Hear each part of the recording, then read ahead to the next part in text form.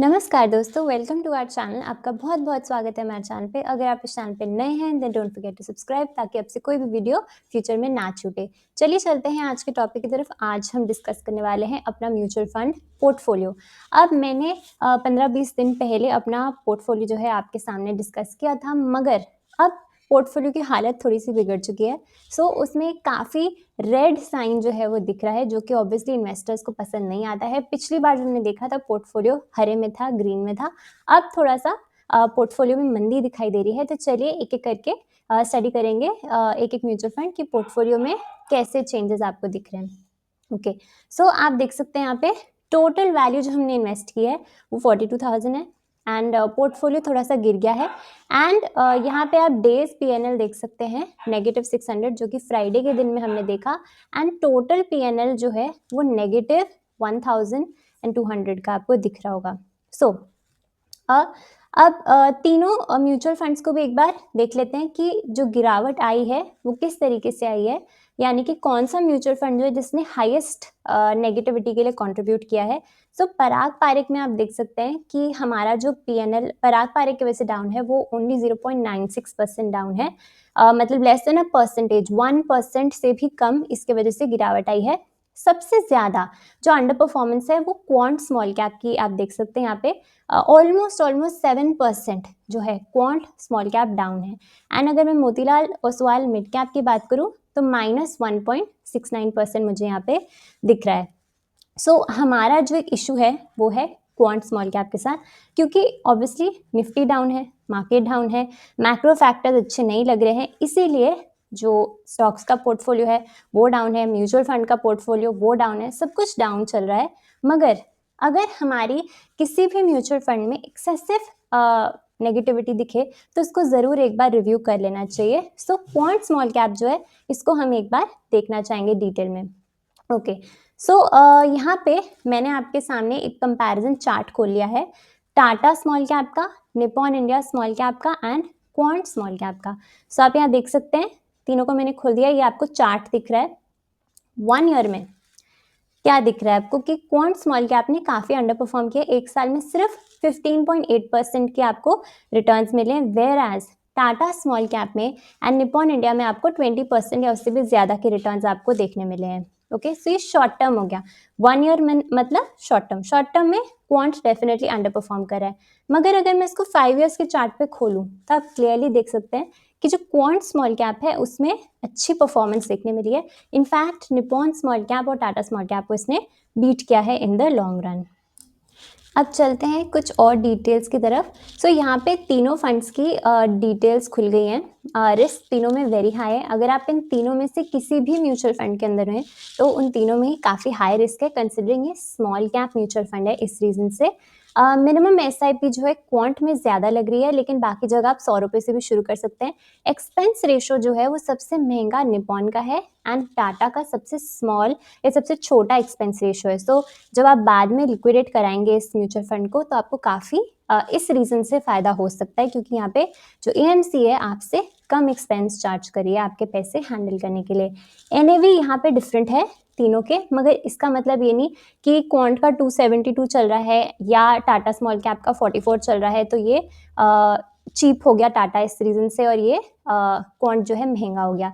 बिल्कुल भी NAV basically जैसे स्टॉक की एक प्राइस होती है, एनएवी भी म्यूचुअल फंड की प्राइस बताती है, मगर इस पे जो रिटर्न्स मिलते हैं वो आपको परसेंटेज बेसिस पे मिलते हैं और वो परसेंटेज ही बेसिकली होता है बताने के लिए कि आपका फंड कितने अच्छे से ग्रो कर रहा है।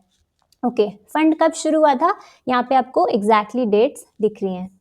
ओके, सो ये आप देख सकते हैं टाटा स्मॉल कैप 2018 में बना है, निप्पॉन इंडिया 2012 में एंड क्वांट स्मॉल कैप जो है 2013 में बना है। सो निप्पॉन एंड क्वांट जो है पिछले 10 साल से मार्केट के अंदर है, दैट मीन्स इसका लॉन्ग टर्म डेटा आपके पास अवेलेबल है। Tata small cap on the other hand जो है ये काफ़ी नया देखने मिल रहा है, दैट मीन्स इसको सिर्फ 5-6 साल हुए मार्केट में आए हुए, तो उसको ये नहीं कह सकते कि इसने हर बेयर मार्केट या बुल मार्केट को देखा हुआ है। सो एक ये कंसर्न की बात लगती है, अदरवाइज वैसे तो स्टॉक जो म्यूचुअल फंड है वो अच्छा ही है। फंड साइज़ की अगर मैं बात करूँ तो सबसे छोटा फंड हाउस जो है ये टाटा स्मॉल कैप देखने मिल रहा है। निप्पॉन में अच्छे खासे पैसे लगे हैं 62,000 crore and quant small cap में भी 26,000 करोड़ का पैसा जो है फंड साइज आपको देखने मिल रहा है। एग्जिट लोड आप तीनों में पढ़ सकते हैं। एएमसी टू एएमसी डिपेंड करता है। ओके, रिटर्न्स की अगर मैं बात करूँ तो अगर मैं रिटर्न्स की बात करूँ 1 ईयर में आप देख सकते हैं कि 1 ईयर में जैसे हमने ऊपर भी डिस्कस किया था, 1 ईयर में टाटा स्मॉल कैप ने बेस्ट रिटर्न्स दिए हैं, 25% के सीएजीआर आपको कमा के दिए हैं। एंड क्वांट ने सबसे वर्स्ट परफॉर्म किया है, मगर 5 इयर्स में आप देख सकते हैं क्वांट की परफॉर्मेंस जो है उसने इन बाकी दोनों फंड्स को जो है लॉन्ग टर्म में बीट किया है। सो ये आपने ध्यान में रखना है before choosing a mutual fund. अगर आपके पास इन तीनों में से कोई भी म्यूचुअल फंड है तो आई एम अज्यूमिंग कि आपने बहुत रिसर्च करके इनको अपने पोर्टफोलियो में डाला होगा।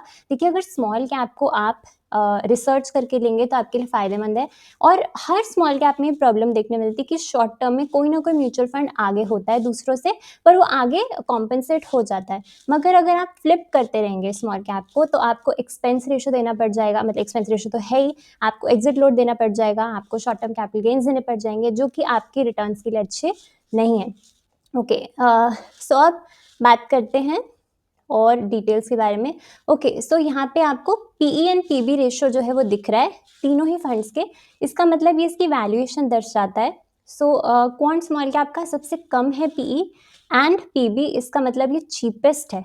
सो आपने एनएवी से नहीं जज करना कौन सा म्यूचुअल फंड सबसे सस्ता चल रहा है, कौन सा सबसे अंडर वैल्यूड चल रहा है, आपने देखना है इसका पी एंड पीबी कितना है।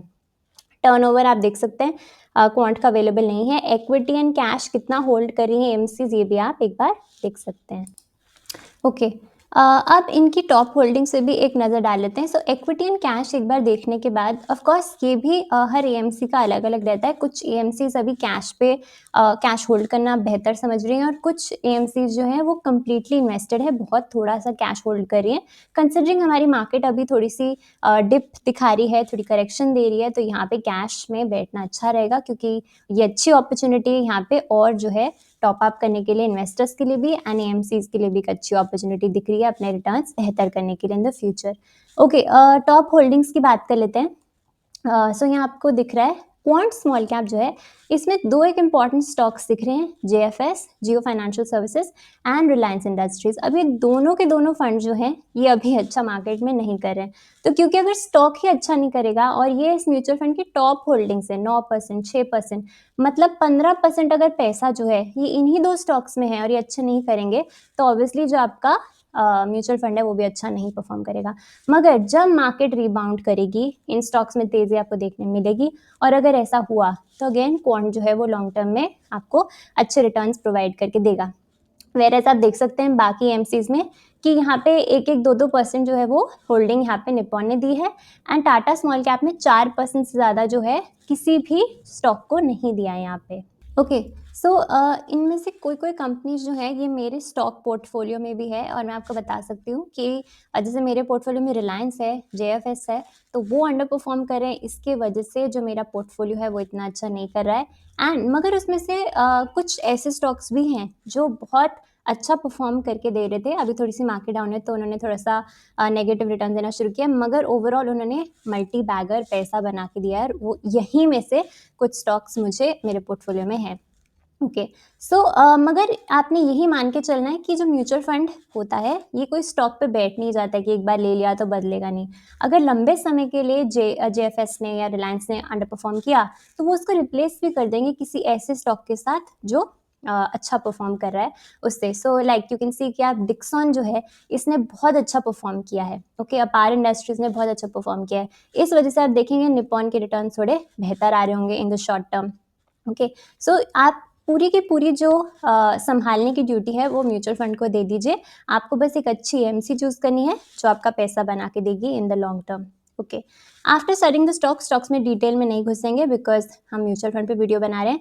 फंड मैनेजर के नाम आप देख सकते हैं, तीनों के एजुकेशनल क्वालिफिकेशन, एक्सपीरियंस, ये सब कुछ आप देख सकते हैं। इससे आपको क्लैरिटी हो जाएगी कि आपका पैसा जो है इन द राइट हैंड्स है और आपको डरने की ज़रूरत नहीं है। ओके, नाउ अब मैंने आपके सामने खोल दिया है रोलिंग रिटर्न्स, और ये quant small cap and Tata small cap के हैं। कुछ लोग जो हैं, कुछ इन्वेस्टर्स उन्होंने टाटा लिया हुआ है, कुछ ने क्वांट लिया हुआ है। तो दोनों टाइप के इन्वेस्टर्स को जो है ये थोड़ा सा डाउट रहता है कि क्वांट क्यों नहीं अच्छा परफॉर्म करा, क्या इससे एग्जिट कर लें, क्या कोई और म्यूचुअल फंड रख लीजिए। आप ऐसा भी कर सकते हैं कि अगर आप स्मॉल कैप कैटेगरी का म्यूचुअल फंड ले रहे हैं, आप एक नहीं आप 2 म्यूचुअल फंड ले लीजिए, जिससे आपको थोड़ी सी पेशेंस से आप पैसा बना पाएँ। अगर आपको एक एएमसी पे कन्विक्शन नहीं आता। मगर आप देख सकते हैं यहाँ पे, अगर मैं 2020 से लेकर 2023 इन 3 सालों को स्टडी करूँ, यहाँ पे क्वांट ने बेस्ट परफॉर्म किया था एंड टाटा जो था वो नीचे था। कैटेगरी तो और नीचे चल रही है।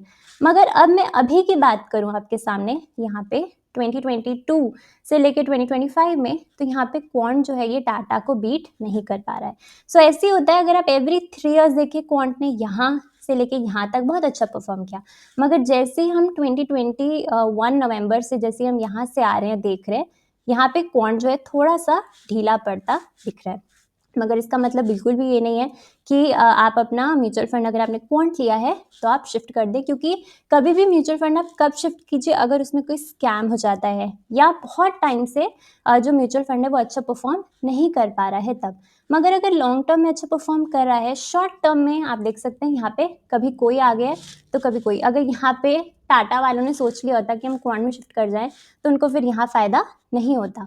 और अगर क्वांट वाले ऑफकोर्स अंडर परफॉर्मर तो नहीं लेते, लेकिन वही मैं बोल रही हूँ, अगर आप शिफ्ट करने के बारे में सोचते तो यहाँ पे आपको टाटा की तेज़ी नहीं मिलती। सिमिलरली अभी क्वांट जो है वो अंडर परफॉर्म कर रहा है, लेकिन अगर बाद में टाटा को बीट करेगा तो आप तेज़ी जो है मिस आउट कर जाएंगे। तो यही बातों का आपने ख्याल रखना है। थोड़ा सा मुझे पोर्टफोलियो आपके सामने शेयर करना था, क्योंकि थोड़ा काफ़ी टाइम हो गया था और थोड़ी सी अंडर परफॉर्मेंस थी। तो क्वेश्चंस आ रहे थे क्वांट के बारे में, इसीलिए मैंने आपके लिए वीडियो बनाने की कोशिश की है। If you like the video, do not forget to like it and कोई भी डाउट है आप कमेंट में लिख सकते हैं, मैं इसका जवाब देने की पूरी कोशिश करूँगी। Till then, thank you for watching and bye.